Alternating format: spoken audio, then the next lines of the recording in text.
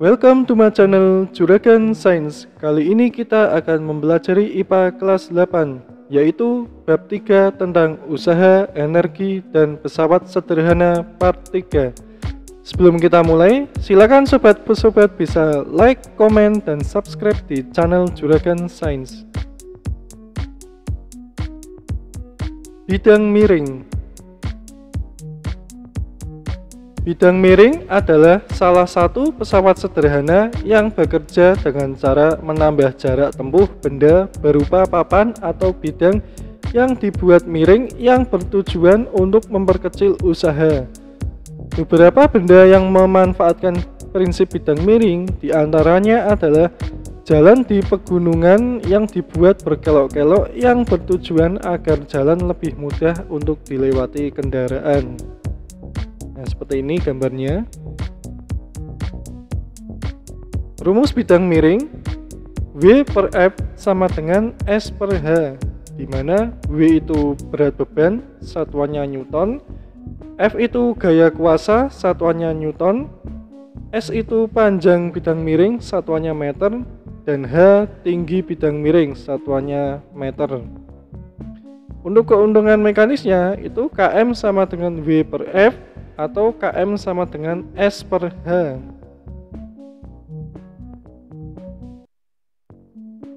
Untuk contoh soal, bidang miring sepanjang 2 meter digunakan untuk menaikkan box yang beratnya 2000 Newton. Berapakah tinggi box tersebut? W per F sama dengan S per H, di mana W itu 5000 dan F 2500 dan S nya 2. Jadi 5000 per 2500 sama dengan 2 per H. Lalu kita sederhanakan, masing-masing dibagi 2500, jadi 2 per 1 sama dengan 2 per H. Kita kalikan silang, 2 kali H sama dengan 2 kali 1, jadi 2H sama dengan 2 dan H sama dengan 1 meter. Jadi tinggi box atau tinggi bidang miring tersebut adalah sebesar 1 meter. Pengungkit atau tuas. Tuas atau pengungkit adalah pesawat sederhana yang biasanya terbuat dari sebatang benda yang keras seperti balok kayu, batang bambu, atau batang logam yang digunakan untuk mengangkat atau mencongkel benda yang berat. Beberapa benda yang memanfaatkan prinsip pengungkit diantaranya adalah jungkat-jungkit, linggis, sekop, gunting, pembuka botol, pinset, dan sebagainya. Pengungkit sendiri terdiri atas 3 macam, yaitu pengungkit jenis 1, pengungkit jenis 2, dan pengungkit jenis 3. Untuk bagian-bagian pengungkit itu ada 3. Yang pertama, titik kuasa. Titik kuasa adalah bagian dari pengungkit yang diberi tenaga atau gaya agar benda terangkat. Gaya yang diberikan pada titik tersebut dinamakan gaya kuasa. Sementara itu, jarak dari titik kuasa ke titik tumpu disebut lengan kuasa. Yang kedua, titik tumpu. Titik tumpu adalah titik di mana pengungkit bertumpu atau berpusat.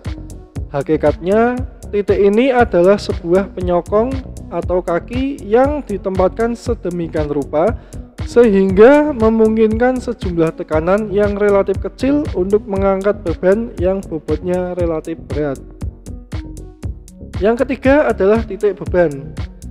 Titik beban adalah titik tempat beban atau barang yang akan diungkit bertumpu.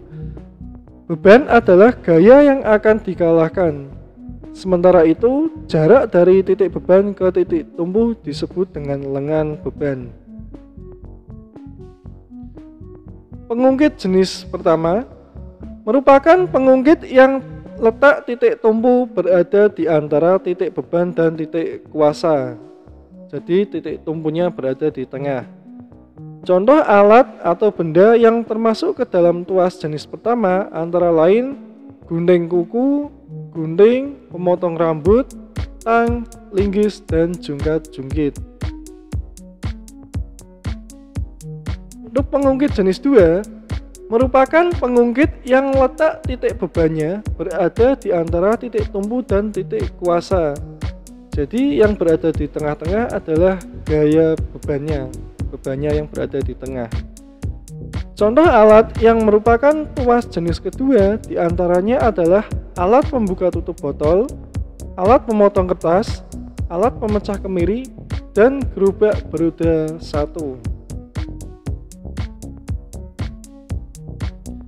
Yang ketiga adalah pengungkit jenis 3.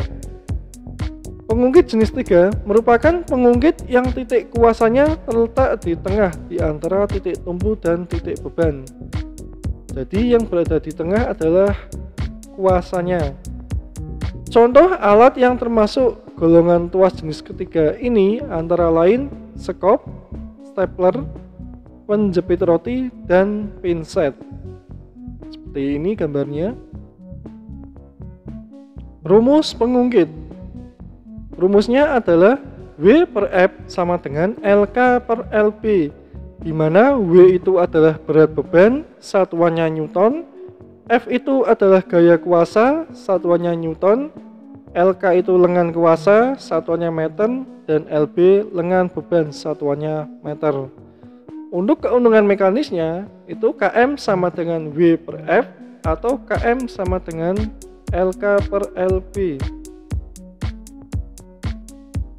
Untuk contoh soalnya, tuas yang panjangnya 1,5 meter digunakan untuk mengangkat batu seberat 1200 Newton. Jika titik tumpu diletakkan 0,5 meter dari batu, hitunglah besar gaya yang diperlukan. W per F sama dengan LK per LP. Nah, di sini dapat diketahui panjang lengan totalnya adalah 1,5 meter dan panjang lengan bebannya 0,5 meter.